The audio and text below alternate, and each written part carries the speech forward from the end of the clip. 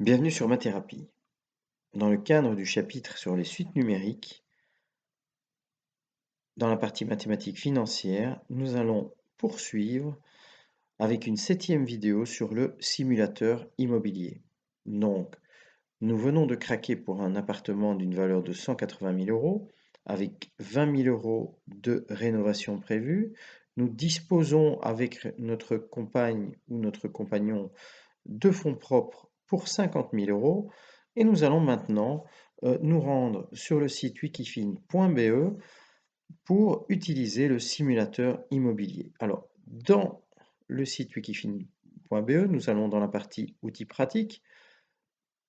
Nous l'avons déjà fait précédemment pour utiliser un simulateur de compte d'épargne et un calculateur d'épargne. Maintenant, nous allons utiliser le simulateur immobilier. Voilà, nous arrivons maintenant sur la page d'introduction. Dans cette page d'introduction, on nous demande de préciser la nature du projet. Alors, vous pouvez construire un nouveau logement, savoir si vous êtes propriétaire du terrain ou non. Dans ce cas-ci, l'appartement existe. C'est un appartement qui a plus de 10 ans, donc je choisis achat d'un logement ayant plus de 10 ans. Si j'achetais un nouvel appartement, il faudrait que je prévoie de l'acheter avec la TVA, mais ce n'est pas le cas ici. Je pars à la partie suivante et j'arrive sur plus d'informations sur le logement.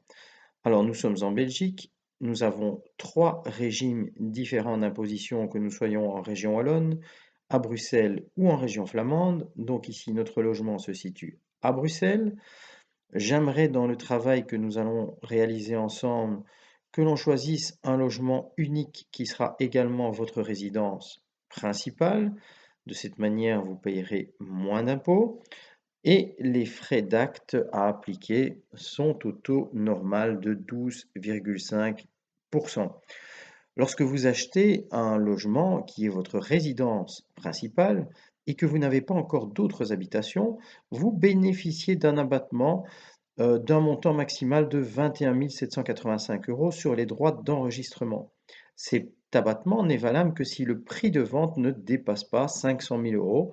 Si le prix de vente les dépasse, alors il n'y a pas d'abattement précis. Vous pouvez toujours vous rendre chez votre notaire qui vous expliquera tout ça au moment où vous acheterez réellement ce bien. Alors maintenant, vous allez sur la partie plan d'investissement. Vous allez ici insérer les coûts liés au projet. Alors, vous avez décidé d'acheter un appartement à 180 000 euros. Vous voyez automatiquement que s'affichent les frais liés à l'achat de ce logement pour 4 666,09 euros. Les transformations, donc la rénovation, elle est prévue pour 20 000 euros. Je vous conseille de toujours prévoir ces coûts de transformation au moment de réaliser le projet, car si vous le faites après, ils ne seront plus liés directement à l'appartement et vous ne bénéficierez plus d'un taux favorable qui est lié à votre crédit hypothécaire. Donc ce serait une grave erreur que de ne pas incorporer maintenant les coûts de transformation, par exemple pour l'achat d'une nouvelle cuisine. Ici, c'est plutôt la partie énergétique qui nous intéresse. Il n'y a pas d'honoraires d'architecte, ni de pourcentage sur les honoraires d'architecte qui est prévu dans le cadre de ce projet, puisque l'appartement existe déjà, on ne fait pas appel à un architecte. Et vous devrez vous acquitter de 1 200 euros de frais de TVA. Il n'y a pas d'autres frais qui sont prévus, et puisque vous devez passer par un crédit hypothécaire, vous devrez vous acquitter de 5 388,50 euros pour les frais liés à l'hypothèque. Donc le coût total de votre projet pour l'instant, donc hors crédit bancaire, est de 211 254,59 euros.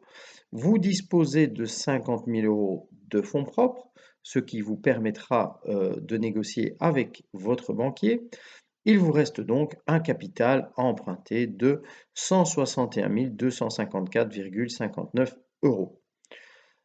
Alors maintenant, pour trouver un bon banquier, je ne vous conseille pas d'aller frapper à la porte du banquier de vos parents, par exemple, il y a maintenant sur internet une possibilité de pouvoir déjà en un coup d'œil choisir le meilleur banquier pour le moment. Alors là, vous allez vous rendre sur le site guideépargne.be. Donc là, vous sortez de wikifin.be. Vous allez sur la partie emprunter. Alors, il y a plusieurs possibilités pour un crédit, donc nous allons les aborder dans les discussions, puisque les taux sont relativement faibles actuellement. Et quand je dis relatif, c'est vraiment très faible pour l'instant, donc c'est vraiment le moment d'acheter une maison ou un appartement. Je vous conseille de choisir la formule de taux fixe. Vous choisissez en standard une durée de 20 ans. Après, on essaiera d'adapter cette durée. Au niveau du fournisseur, par standard, il y a 3 petits points qui sont notés. Ça veut dire que vous ne choisirez pas un banquier en particulier. Vous allez regarder toutes les propositions. Vous le faites pour les 3 derniers mois et vous allez maintenant, exemple d'un montant à emprunter, venir retaper les 161 254 € que vous devez emprunter en demandant de montrer les résultats. Alors ça s'affiche sur plusieurs pages. Moi ici, j'ai été chercher dans le début du tableau les meilleures propositions, les propositions moyennes et les plus mauvaises propositions qui se trouvent en fin de tableau. Alors ce tableau est indicatif. Nous voyons que actuellement la meilleure banque et qui justement est sur Etterbeek, à l'endroit même où vous allez acheter votre appartement, elle vous propose pour une formule à taux fixe de 20 ans un taux de 1,80%. Alors, vous voyez qu'en dessous, la demande qui avait été faite était pour un montant de 184 000, alors que vous empruntez pour 161 000. Donc, quand on vous donne une idée ici de la mensualité, c'est pour un montant de 174 641, qui n'est pas exactement le montant que vous aviez demandé. Donc, nous rentrerons plus tard dans les détails de cette mensualité et des intérêts qui y sont liés. Mais déjà, nous pouvons nous rendre compte que en intérêt, nous devrons nous acquitter de 33 159 € et que dans le pire des cas, donc si on se rend chez Allianz, on nous propose un taux de 4,75%. On devrait s'acquitter de 93 923 € d'intérêt. Ça représente quand même ici déjà une différence de 60 000 €. Alors pourquoi bien sûr s'orienter vers la plus mauvaise banque? Peut-être parce qu'on ne sait pas qu'il y en a d'autres, ça c'est une possibilité, mais il y a aussi la possibilité de ne pas avoir le choix. Quand vous allez vous rendre chez Belfius, il faudra montrer patte blanche, c'est-à-dire, montrer que vous avez déjà suffisamment d'argent en fonds propres, que vous avez un très bon salaire et qu'il est stable. Alors à ce moment-là, vous serez dans les meilleures conditions pour négocier du 1,8%. Si maintenant, un salaire est très stable, mais pour celui de votre compagnon, de votre compagne, c'est un mi-temps, c'est un CDD, la discussion va commencer et on va s'éloigner de plus en plus des 1,8% pour ne pas avoir le choix et trouver un partenaire financier qui vous fera quand même une proposition, mais à 4,75%. Ce banquier, vu la prise de risque, mais gagnera au fait 60 000 € par rapport à la banque Belfius qui, elle, n'en réclamait que 33 000. Voilà comment les choses vont se passer.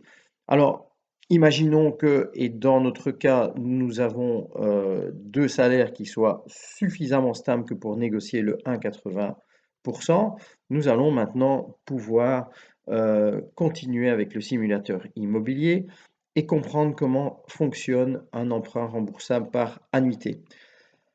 Alors, si on tient compte que la somme à obtenir n'est pas le capital emprunté, parce que vous empruntez aujourd'hui un capital de 161 000 €, mais il faudra au fait tenir compte que ce capital va devoir être majoré de son intérêt sur la durée de 20 ans. Et donc, il faudra augmenter le capital C des intérêts dus, c'est-à-dire en utilisant la formule CDN égale CD0 fois 1 plus T exposant N. Ici, il devient C fois 1 plus T exposant N. Mais sinon, le problème reste le même que pour la constitution d'un capital. Donc, si je vais rechercher ma formule, donc j'ai bien une suite géométrique. Le premier terme de cette suite, c'est l'annuité que je vais déterminer ici à l'aide de cette formule, j'utilise une raison de 1 plus t et donc le Sn, la somme des n premiers termes de cette suite, devient mon capital augmenté des intérêts dus, c'est-à-dire c fois 1 plus t exposant n. De cette manière, je vais pouvoir calculer l'annuité et elle est égale à c fois 1 plus t exposant n fois t sur 1 plus t exposant n moins 1. De la même manière, je vais pouvoir procéder par un emprunt remboursable en mensualité. Et donc cette fois-ci, j'adapte ma formule. Le taux annuel T doit être divisé par 12 pour devenir un taux mensuel. Et la durée en année N doit être multipliée par 12 pour tenir compte du nombre de mensualités que je vais devoir rembourser tout au long de cet emprunt. Donc, dans mon cas de figure, si j'utilise cette formule, je dois emprunter donc un capital de 161 254,69 €. Mon taux, alors j'ai un taux de 1,80% divisé par 12, ce qui me fait 0,0015 plus 1, exposant, alors j'emprunte sur une durée de 20 ans, n égale 20, 12 fois 20, 240. En utilisant cette formule, je calcule une mensualité théorique de 800,57 €. On va se rendre dans le simulateur immobilier pour voir comment lui calcule cette mensualité. Alors, je passe au point suivant. Donc, j'ai déjà fait l'introduction pour me dire dans quelle région et quel type de bien j'achetais. J'ai donné plus d'informations sur mon logement. J'ai prévu mon plan d'investissement, donc je sais que je dois emprunter 161 254 €. Maintenant que j'ai discuté avec mon organisme bancaire et qu'il m'a donné son accord, j'ai choisi un taux fixe pour une durée de 20 ans à 1,80% et je démarrai le crédit donc au moment de la signature de l'acte chez le notaire le 1er novembre 2020.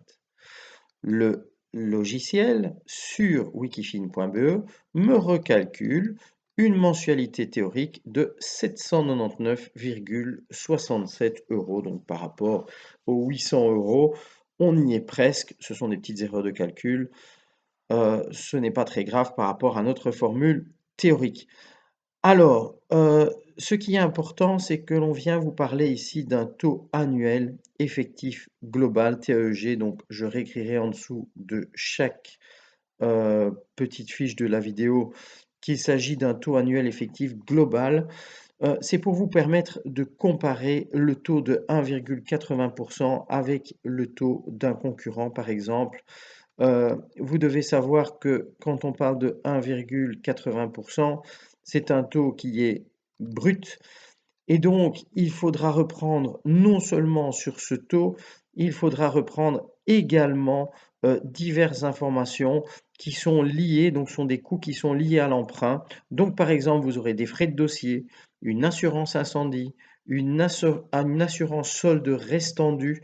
Alors l'assurance solde restendu, si jamais un des deux conjoints, quand vous êtes mariés, vient décéder en cours de remboursement, il est assuré et le conjoint survivant, lui, ne devra s'acquitter que de sa part. La part du conjoint décédé, lui, est remboursée par l'assurance. Vous avez également des coûts d'inscription liés aux frais d'hypothèque et ce TAEG, au fait, son but, c'est de favoriser la comparabilité des offres en reprenant l'ensemble des frais liés à votre crédit hypothécaire exprimé en pourcentage. Donc, de cette manière, en empruntant 161 000 €, au fait, les charges totales seront de 191 920,80 € auquel bien sûr vous devez ajouter les 50 000 € de votre fonds propre et ça ce sera le coût total de l'achat de cet appartement. Voilà, donc j'espère que j'étais clair dans cette vidéo. Nous nous retrouvons maintenant dans la vidéo suivante pour discuter de différentes propositions. Ça, c'est la première proposition sur 20 ans. Maintenant, je vais essayer d'affiner ma recherche et d'essayer de rembourser le moins possible d'intérêts sur mes mensualités, donc peut-être en raccourcissant ma formule d'emprunt ou en choisissant une formule mieux adaptée. Donc, on se retrouve très bientôt sur ma thérapie. Au revoir.